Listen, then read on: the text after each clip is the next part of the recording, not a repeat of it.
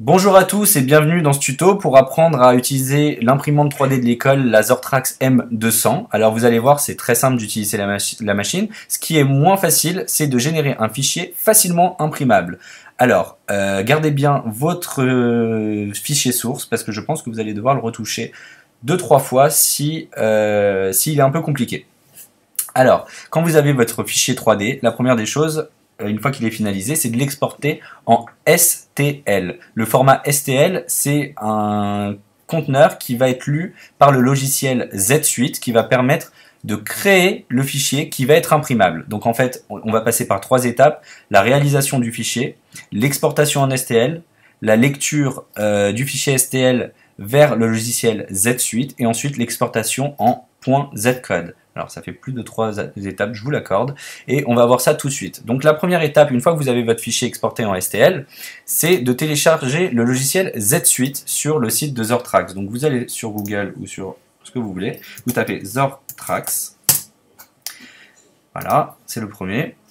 Vous allez dans Product, Z Suite, vous descendez un petit peu, et vous téléchargez la dernière version.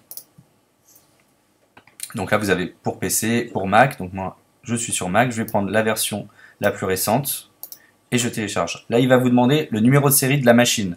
Ce numéro de série, vous allez le trouver à l'arrière de la machine ou alors sur un document juste à côté. Vous entrez le numéro de série et ensuite vous le téléchargez. A tout de suite. Alors, une fois le logiciel installé, on va l'ouvrir et vous allez voir qu'on va retrouver la forme de l'imprimante sous nos yeux. Bon, c'est comme dans votre logiciel de 3D, hein, vous allez retrouver les mêmes outils, les mêmes fonctions de déplacement, de duplication, pour pouvoir scinder l'objet en plusieurs parties. Alors, la première étape, c'est d'importer le fichier .stl sur le plateau. Donc on met Add Object avec le plus qui se trouve ici. Donc moi c'est sur le bureau, c'est celui-ci. Je l'ouvre. Il se pose automatiquement. Si vous l'avez bien fait, il va se mettre directement aux proportions que vous avez sélectionnées. Et au cas où, vous pouvez utiliser cet outil qui va vous permettre de redimensionner votre objet. Et vous allez voir en live ici le nombre de centimètres cubes de fil que ça va utiliser et que va faire votre objet et les dimensions en millimètres.